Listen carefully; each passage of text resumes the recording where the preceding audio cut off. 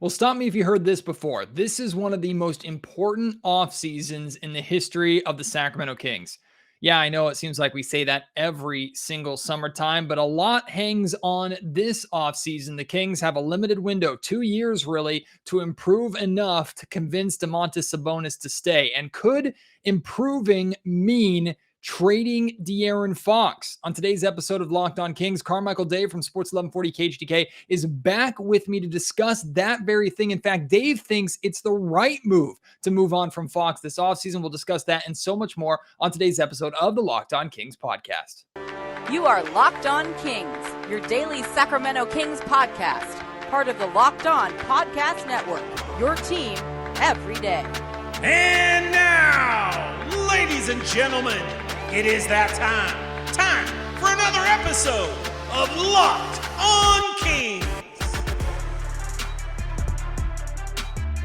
Hello and welcome into Locked On Kings, your podcast hub for Sacramento Kings coverage all regular season and all off-season. If you're looking for in-depth analysis, game-by-game breakdowns, highlights, interviews with local and national experts, full coverage of your Sacramento Kings from January through December, this is the place for you, part of the Locked On Podcast Network. My name is Matt George. I have the privilege of being your host here. This is my 8th season covering Kings basketball, now with ABC 10 News, and I used to work for Sports 1140 KHTK Radio, where I met and worked with for many years my guest on today's Locked On Kings podcast, Carmichael Dave, back with me here on tonight's Locked On Kings pod. He and I already recorded a podcast that aired yesterday where we had some fun with a question that Dave threw out on social media not too long ago, which is you could go back in Kings history and change one moment or one decision. And there are so many moments, so many decisions that we could change that would make the Kings significantly better. Dave and I discussed all of those different scenarios. Also got some of you to chime in with yours. If you haven't sent yours in yet, please do so at Matt George Sack on Twitter. Email me, mattgeorgesports@gmail.com. Or if you're watching on YouTube, leave your thoughts in the YouTube comment section down below. For those of you who did send yours in, thank you so much. It's been fun to read through those and discuss some of those. There's a lot of moments in Kings history to change, but that's the past. And we're talking about the present and the future on today's episode, especially the future. This offseason, Monte McNair has a lot of decisions to make. And while I personally disagree with the idea of trading De'Aaron Fox, in fact, I'd be shocked if it happened. I wouldn't be surprised if Fox's name was at least brought up in conversations again. I said it on social media and I'll say it here. Monte McNair is going to do whatever it takes to make this team better. All options are on the table. There are no untouchables on this Kings roster. I think that was made perfectly clear by him trading Tyrese Halliburton earlier on in the season. So Carmichael Dave back with me here on Locked On Kings today to discuss the possibility of trading De'Aaron Fox. He'll share with you why he thinks trading De'Aaron Fox is the right move. Plus, we'll talk a lot about ownership, and we'll talk about what's really the problem here in Sacramento and how much the personnel on the floor and coaching staff moves matter this offseason when ownership will stay the same and their reputation remains. It's all in today's episode. I really think you're going to enjoy it. Long conversation plus some fun stuff at the very end that I think you'll enjoy as well. So here it is, without any further ado, my conversation. Once again, part 2 of my talk with Carmichael Dave from Sports 1140 KHTK. Mercifully, we've reached the end of the 2021-2022 season. Well, we got a couple of games left, so we're almost there. And like we found out recently, no surprise to anybody, 16 straight seasons without the playoffs. And joining me right now is Carmichael Dave. Dave, you've sat through all 16. I've sat through all 16. I'm wondering if it's the same way for you. For me, this was the most difficult season out of the 16. I know there's recency bias, but with the expectations and how much better this team should have been, this season felt like the longest, most difficult. Like I would take the 17 win seasons where Beno Udrih is the Kings' best player a million times over what the Kings saw or what the Kings forced us to see this season. Was it the same for you? Yeah, this is the most dislikable team I've been around, and it has nothing to do with their personalities. There's a lot of really great guys on this team. How can you dislike a team with De'Aaron Fox and Harrison Barnes and Rashawn Holmes? Well, everything else notwithstanding, of course, with him, but just it was dislikable because, listen, I didn't think they were going to win the finals. I think like a lot of people, I thought the play-in was a real legit thing, real legit hope, especially the way they looked in summer league. You're adding Davion Mitchell to De'Aaron and Tyrese Halliburton developing, Rashawn being re-signed, Harrison. You thought they'd do better. And it's not even the missing the play-in and playoffs, I think, that hurt the most. It's that there were full-on stretches where this team quit. They completely disappeared. They tuned everything out. Things didn't improve when they got rid of Luke Walton, no matter what people want to say. That's not a defense of Luke Walton. They just didn't improve. You had guys, are they injured? Are they not injured? Then you had the trade. This is a crappy year, and I agree with you, but I also think, weirdly enough, we're in a better position now than we were back in the beginning of the year. I completely agree. If the Kings were going into this offseason with the same core together, and I'm talking Buddy Hield still on this roster, Marvin Bagley still on this roster, it would have felt like a complete wasted season. At least at this point, Domantas Sabonis is here, and there's optimism for what the Kings are doing going forward. Davion Mitchell has been a topic of conversation a lot recently, of course, with recency bias with how well he is playing. But De'Aaron Fox, I think, deserves a lot of the blame for how this season has gone, with how he's paid, with him being labeled the guy. The expectations are for him to be a lot better than, quite frankly, he was this season, especially when he was playing alongside Tyrese Halliburton. But I also understand if De'Aaron came into this season pissed off, which from reports and conversations that I had, it sounded like that was the case, with the fact that back-to-back years, your general manager, after paying you, drafts 2 point guards and doesn't get you the help that you've been looking for. Then you see the relief on his face, the embrace between him and Domantas Sabonis after the Minnesota Timberwolves win, the first game that they had together. Like, do you blame De'Aaron Fox for being upset, if he was allegedly upset coming into this season? It's tough. It's tough to blame him. First off, the money. That's a tough thing, because with being a max player comes that pressure, and understandably so. But then you step back and you look at it logically, and it's like, okay, if you or I were getting offered a max contract to play for the Kings next year, I mean, literally, Matt, you and me, I'd sign it. You'd sign it. Absolutely. Like, I don't think anybody in the history of sports, probably nobody in the history of the world, has been offered a ton of money and said, I just don't want that pressure, and I don't think I'm that good, so I'm going to turn down that max deal. Why don't you give me $20 million a year instead of 30? So is it De'Aaron's fault because he's a max player, or is it the Kings' fault for giving him the max? But they had to. Like, that's the going rate. Somebody else would have given him the max.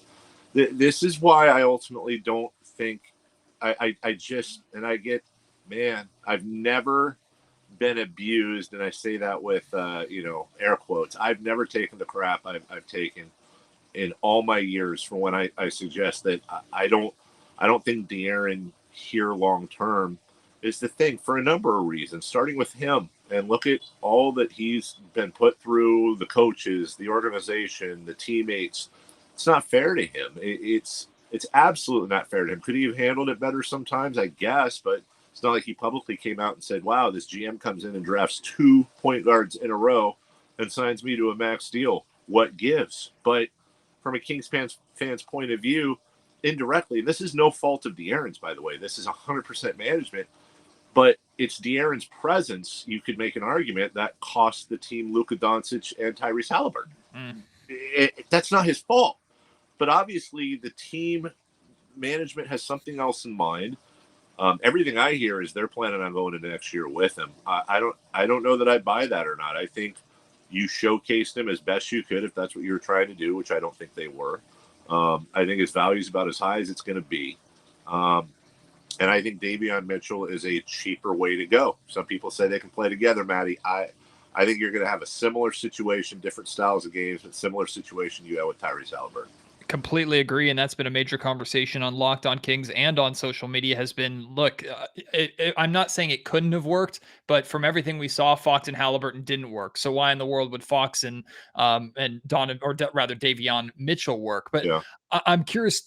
Like, so you think there's a very good possibility. And what I've said is Monty McNair is going to do whatever he can this offseason to improve this team. If that means trade De'Aaron, if that means trade Davion, I don't think he'd trade Sabonis, but hey, I mean, I've been shocked before. As soon as he pulled the trigger on trading his first ever draft pick in Tyrese Halliburton. We knew, okay, everybody's on the table. He's going to do what he can to improve this team. So if Fox is shopped and if he's traded, I would be surprised. I wouldn't necessarily be shocked beyond belief like I was when Tyrese was traded, but I wouldn't be surprised by it. It all depends on what the Kings get in return. And you said Fox's value is never higher or is not going to get much higher than it is right now.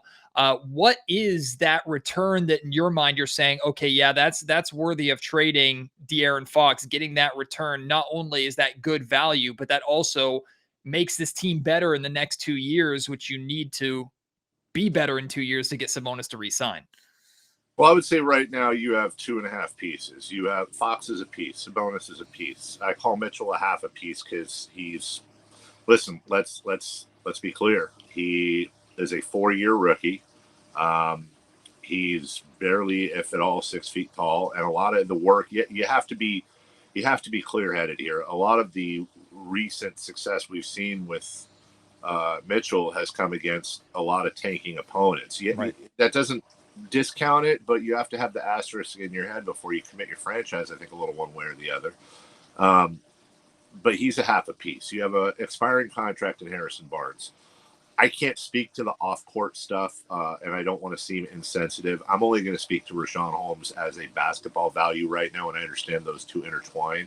But you have I would say an above average, barely above average, but top half of the league center in Richaun Holmes, who's under team control for a few years.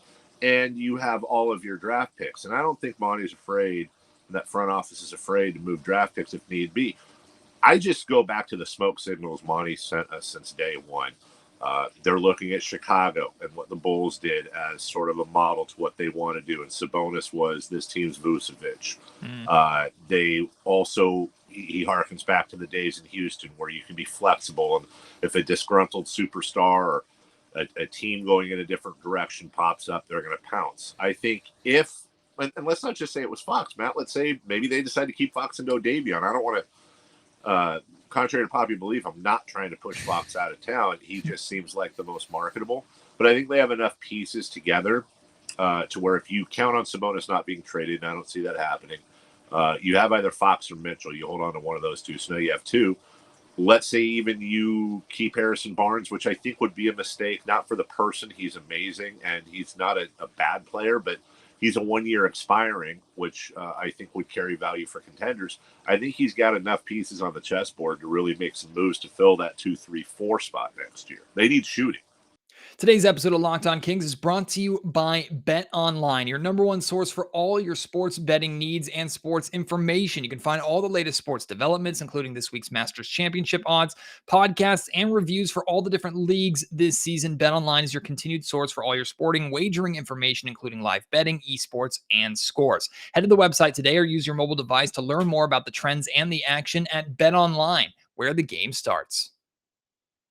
Talking practically, legitimately, this summer, is there anything the Sacramento Kings can do with that in mind for you to believe that they're moving in the right direction beyond like minor steps? Because I mean, you and I both said like trading for Domantas Sabonis is, in my opinion, this team moving in the right direction. But how many times have we seen them take 2 steps forward followed by like 17 steps backwards, and then we're back in the same position? Like if you're God at this point, Carmichael Dave, congratulations, you are God. Like, what do you change? You can play. This is a game of The Sims now, or it's My League on NBA 2K. Like you can change everything and anything that has to do with the NBA and the Sacramento Kings. What are you doing this summer to weed out the rotten core?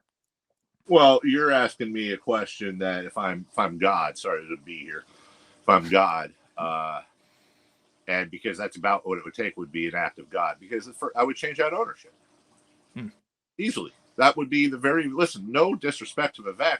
I actually kind of like the dude. He's always been kind. And I think his heart's in the right place. I do, but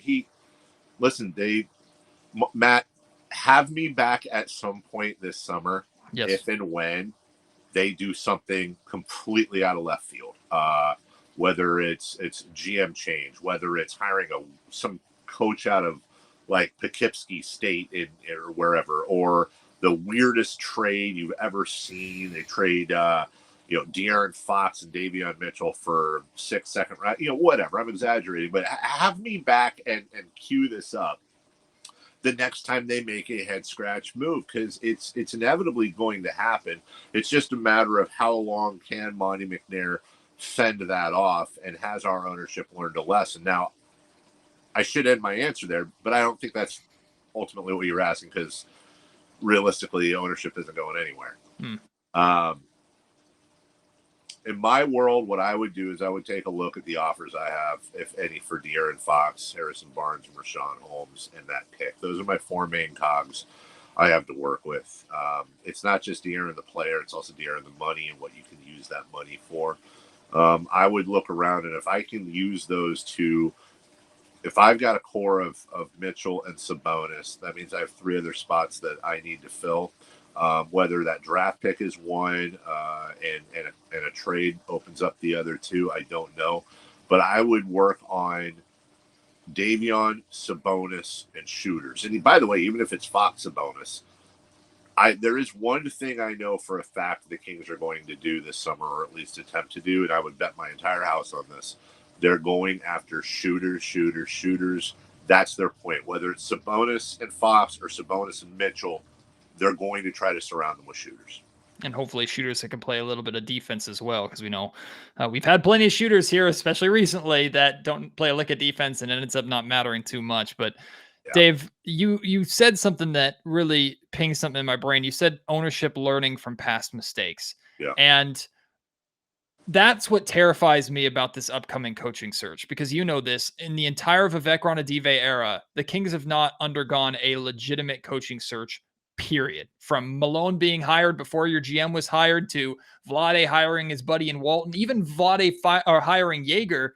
Yeah. Vlade snatched him up as soon as the Grizzlies fired him after Luke Walton said no. Like, the Kings have not undergone a legitimate coaching search. Had they done it, maybe Monty Williams would be here right now instead of everything that the Kings went through. You want to break some fun news on your show, because I think I think time's passed. Yeah. Here's something not a lot of people talk about. Jaeger wasn't Vlade's hire. Vlade signed off on Jaeger. Jaeger was ownership. They identified him. They wanted to hire him. Vlade, to his credit, said, I need to meet with him first before I sign off. I think they sent the team plane, I want to say, if I remember the story correctly, to Nebraska to pick up Dave. I want to say, I think Vivek was on the plane. Don't quote me on that, but I know ownership was represented on the plane, and I'm 85% sure Vivek was there. Flew him back, met with Vlade, and Vlade ultimately signed off. I mean, to his credit, so it depends on the perspective, but it wasn't Vlade that recruited Dave Jaeger. It was ownership that recruited Dave Jaeger. And you can make an argument that, and I say this not to take shots, that of all the decisions ownership has made, probably their 2 best decisions, and I'm talking about Vivek specifically, is the first decision he made, which was hiring Mike Malone, and pushing for Dave Jaeger, who I think, hindsight being 2020 is always fun with Jaeger. When you look at some of the stuff he said, some of the issues they had, I still look at that as a good hire, and Dave had to go. You know what I'm saying? Like that, I don't blame them for firing him like I blame them for firing Malone. That was a different situation. But God, I'd love to see what a Dave Jaeger now could do with this team. But I know I'm rambling here. But you're right. They have not had a full legit search. I'll end on this. We talk about learning from mistakes. Let me stand in front of ownership a little bit. They did do a full search and called in a third party, and that's how they got Monty McNair. And it came down to him and Sachin Gupta. Maybe they do the same thing with a coach, but I imagine, hopefully, in this case, I don't want to hear about a third-party search. Sorry, I feel like this is – there we go. I don't want to hear about a third-party search. I don't want to hear about all I want to hear about is this is who Monty wants and his team. I don't want to hear Joe Dumars. I don't want to hear whatever athlete du jour of the week is talking to ownership. I want Monty and Wes Wilcox and his team, or whomever is there to make the decision. You have a good relationship with Monty. You've had many conversations with him privately and on your show. Do you fully believe Monty has full autonomy? Do you firmly believe that he has the final say, end all be all? Of course, Vivek and ownership do, Mars. They're going to share their opinions. That doesn't Sure. surprise me. All ownership does that. But is Monty really, in your mind, the guy that's signing off and has the final decision, or is that still in question? I firmly believe that he ultimately does have autonomy. I think the Tyrese Halliburton move, Buddy, Bagley, all those moves were his. I think, again, I don't assume anything, but assuming he's doing the coaching search, I think it will ultimately be his call. And listen, had he told me differently off the air in confidence, I wouldn't say so publicly out of confidence. But what I wouldn't do is lie. And I can tell you he's never publicly and especially privately, and I've asked him privately, never once has said any. Here's the general answer, and I think he said this almost exact answer on the show before. There's like the tribal council, Vivek might weigh in, Wes Wilcox, Joe Dumars, the ticket lady, I don't know. And he listens. And he listens to everybody. Hell, I'm sure you've thrown ideas at him just so, hey, he's true for this guy. He'll listen to it. He takes everything into account, and ultimately he makes the decision that, by all accounts, is his. Now, I don't know if that means that behind the scenes he's basically holding an umbrella above his head and in 200-mile-an-hour winds holding onto a flagpole while all these ideas and interferences cut at him, and he somehow managed to avoid them so far. I don't know what the level of pressure is on that, but unless he's lying, he has complete and total autonomy. Most important question and final question I'm going to ask you, Dave. You are known in a way for eating brownies and eating popcorn courtside and getting caught with photographs of that. And that stands out to a lot of people. Something that has stood out a lot to me this year, as I went to very few home games, watched almost every single game on TV this year. And I know you've stood on a ladder in the center of Arco Arena celebrating the Kings staying. I was a fan at that game. So maybe you're too big time for this, but I have noticed and Jason Ross, your guys' faces on the, what do we call that? The scorers table. Yeah. Like I've noticed that this year, and I know it's not the first year that's done it, but I've noticed that this year more than any other year. As someone, like, if you step back and think what your dreams were when you started to where you are now, did you ever think is it pretty cool for you to sit there and see your face on the score table of an NBA arena that is seen by thousands of people in person and hundreds of thousands on television? Yeah. First off, I hate that picture so much. Last year there was a picture where I looked like a used car salesman. This year it looks like I'm smelling something funny. Now, granted, it's not easy to get this face to work for there's a reason I'm on radio, Maddie, but I think I'm going to Olin Mills or something this summer, and I'm gonna sit for some portraits and see if I can't figure that out. Being able to sit courtside, being able to sit anywhere at a new arena, and yeah, seeing that, and the fact, listen, this is going to be my 20th year on the air here. This is going to be my 12th year, is my 12th year in mornings. I've stayed in market. This is the station I grew up listening to. It covered the team that is my favorite. I've been beyond, when I was fired in 2012, I've been paid back for that, and then some, and then some, and then some. Too much, I think. And I'm not fishing, and it's not false modesty. It almost makes me uncomfortable at this point because so many other people were involved, and I was just the big douchebag on the ladder. And I'm, this is something I've kind of hinted at, but I'm at the end of the road, I think, for this part of my life. I've been there for a while. I don't think I just, I'm about to re-up at KHTK, and they've been nothing but wonderful to me.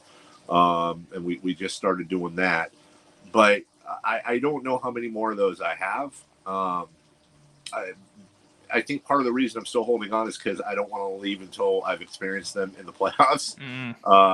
And maybe when I leave, they'll finally make the playoffs. Maybe I'm the curse. But it's time to make room.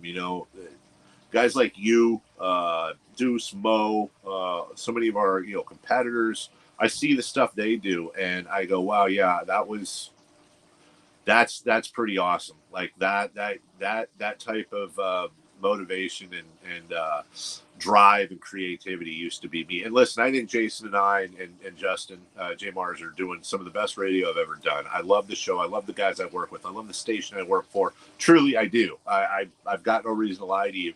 But I think, Matt, and you're going to find this because you're the generation before me. I was the kid forever in Sacramento sports media. I was the young kid in the backwards hat. That hasn't changed. And I had all kinds of mentors. I think you're going to find, and I figured this out a couple weeks ago, it's really cool to talk about athletes and sports, especially when you look at them as immortal, you look up to them. When the athletes aren't much older than your children, and you realize that you're older than every single athlete in professional sports, even Tom Brady, it takes on a different, you start thinking, does this really matter that much? Am I really that into it? I'm rambling, but I'll say this. It's awesome. I wouldn't change a thing. Talk about butterfly effect. But I think everything eventually has to close down. And I'm really excited for guys like you, the others I mentioned, Jill, the guys over at King's Herald. I mean, truly, so many people, and I'm leaving them out, that this is a crappy team. It's been a crappy team in this tiny podunk town, but they're so passionate. They almost always do it for love and not even for money. They're not making a career out of it. I'm really excited what this next couple generations of Kings journalism has, and I'm really hoping that you all get a good team to cover because everybody deserves that. Well, I appreciate that, and I hope for your sake that you will be on the air when the Sacramento Kings do finally make the playoffs. I know they'd have to chain you or like tie you up and throw you to the bottom of the river to keep you out of the Golden One Center, even if it's just a play-in game. At least if it's a Kings home playoff game with playoff implications, we know that you're going to be in there. But I know as much as you love all the nice things you just said about my generation and the next generation of media, there are two guys above yourself that deserve to be in the Golden One Center calling or just involved in a Kings playoff game. And I'm talking about both Jerry Reynolds and Gary Gerald. I mean, that nothing can be right in the world, in my opinion. I'm sure you feel the same way until the two of them get that moment. Boy, have they deserved it. Yeah, and I hope they both live to be 150 years old. But let's be honest, They might take that. You know what I'm saying? So I think every Kings fan in the back of their head, when you think about it, when you mention it, the only thing I can think of, I'll just say it is, they got to be here to see it. And they both are in good shape. They're both young at heart, so I think they will be. Yeah, dude, you talk about Twitter as a good way to close out. The other day, I put out something which was, give me a sentence about yourself the last time the Kings made the playoffs. Man, the amount of people that were like, I was a sperm, or I was in elementary school, or I just graduated high school and now I have, mine was, I didn't have a show. I hadn't met my wife. Now I've been married 15 years and I have a 14 and 13-year-old in high school and junior high. I don't want the same thing for Arthur, and thank you for naming your kid after my dad. I don't want the same. I don't want him answering Elon Musk's Twitter poll someday and saying, "Yeah, I was way before my time, and now my dad Matt is wheeling himself out to see the Kings finally win a championship." The city deserves more, and these fans deserve more. My God, if it ever happens, it is going to be absolute mayhem. I remember all the conversation about Jurassic Park and when Toronto finally made it, and seeing all the shots, and even Milwaukee last year, seeing all the shots of people downtown. I am biased 100%, but I don't care. Downtown Commons, you wouldn't be able to breathe in downtown Commons when that finally does happen. So Dave, you'll be there. We'll hopefully all be there to celebrate that when it happens. When it happens next year, let's speak it into existence. I'm going to whip my optimism jersey back out. Hey, listen, you saw the graphic. Speaking of Luka Doncic and all that stuff, the worst teams in the league, Dallas, Memphis, Phoenix, and the Kings. Well, the best three teams in the league by record this year: Dallas, Phoenix, Memphis, not in that order. So maybe it can happen for us. We're due. We've been beyond due so many times over and over again. But we are due to have you back on, and I'm going to keep you at your word and take you up on your suggestion. At some point this offseason, bring you back on. We'll talk about there's going to be some move that the King. Well, they damn well better make a move. Monty can't afford to sit on his hands the same way that he did last summer. I know he's a patient man, but patience is all but worn out and at this point in time. So whatever happens, Dave will definitely do it again this offseason, and we'll see what kind of chaos the Kings can spur up next. But I appreciate you joining me. Thanks, buddy. Always great. Always good to see you have success and continued success, my man. Try to get some sleep with that baby. Huge thank you to Carmichael Dave for joining me for what ended up being a 2-part conversation. He and I ended up talking for about like 40 minutes or so. Really was fun to have him on. It's been a while since he has joined Locked On Kings. So again, if you missed our changing moments in Kings history conversation, check that out. I hope you enjoyed our conversation today. If you agree or disagree with Dave and the idea of trading De'Aaron Fox, please respond. If you want to talk about anything that we discussed, you can find him on Twitter at Carmichael Dave. You can find me on Twitter at Matt George Sack. Again, you can email me, mattgeorgesports@gmail.com. And if you're watching on YouTube, get loose in that comment section. You always do. Love to read those and try to respond to as many as I can. So I'm still in the boat that I would not trade De'Aaron Fox. I think it's the right move for the Kings to hold on to De'Aaron Fox and see what he and Sabonis can do together for a full season. But like I said in the introduction, everything is still on the table. So we'll see what Monty McNair decides to do. 2 games left, just 2 games left of the regular season. Thank goodness. And then the true offseason will begin, which also means we're diving in headfirst to significant NBA draft coverage. Of course, we'll find out where the Kings draft pick is when the draft lottery happens in a little bit. And we'll discuss a lot of the possibility of the Kings trading that draft pick and what kind of value they can get depending upon where that pick ends up. That's all coming here very, very soon. Plus, I'm going to be doing like performance reviews or evaluations of different people's seasons, not just players, but also like Monty McNair, Alvin Gentry. And joining me on those episodes is going to be the G-Man, Gary Gerald. So I'm very excited for those. That's all coming on Locked On Kings in the very near future. I really appreciate your support here on the Locked On Kings podcast today. Can't wait to have you join me on the next episode. Until then, my name is Matt George. You've been listening to Locked On Kings, part of the Locked On Podcast Network.